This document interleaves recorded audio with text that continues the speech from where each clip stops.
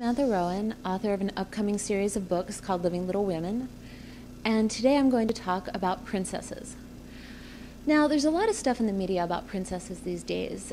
Disney, they're all about Ariel and Belle and Cinderella and Sleeping Beauty, and I'm not saying I don't like those princesses, but I think that the perception of princesses has gotten away from what it used to be when Frances Hodgson Burnett was writing her classic, A Little Princess.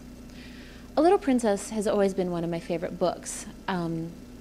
If you read it, its main message is that being a princess has nothing to do with actually being of royalty. It has something to do with your behavior and how you conduct yourself and how you treat others. That's one of the strongest messages that I took away from that book. And I just loved so much of it that I was delighted to find out that another one of my favorite writers, Hilary McKay, had written a sequel to it. It came out last year. It's called Wishing for Tomorrow, and I just adored this book. It was interesting because Sarah Crewe, who's the heroine of A Little Princess, isn't really featured largely in the sequel. I would say that Ermengarde St. John, who's Sarah's best friend, Lavinia, Lottie, and Jessie, who are some of the students at the boarding school that Sarah attended in A Little Princess, are the main characters. What I think is really interesting about the sequel is that Hilary McKay has taken some very notable things that Frances Hodgson Burnett wrote about in her original book and tried to explain them in a very, very clever way.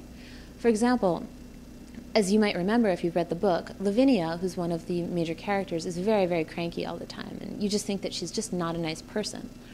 But in the sequel, you learn that the reason why she's cranky is because she's frustrated with the education that she's getting, and she's frustrated with her position in the world, that as an intelligent young woman, there's not really a lot that she could do.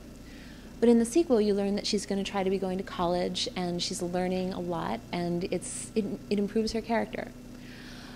The most interesting part of the sequel, I thought, was the characterization of Ermengarde. She really blossoms. In Frances Hodgson Burnett's book, she's seen as kind of a dull, a little stolid, not very interesting character. But when I was reading Hilary McKay's book, I realized that there was so much more to Ermengarde.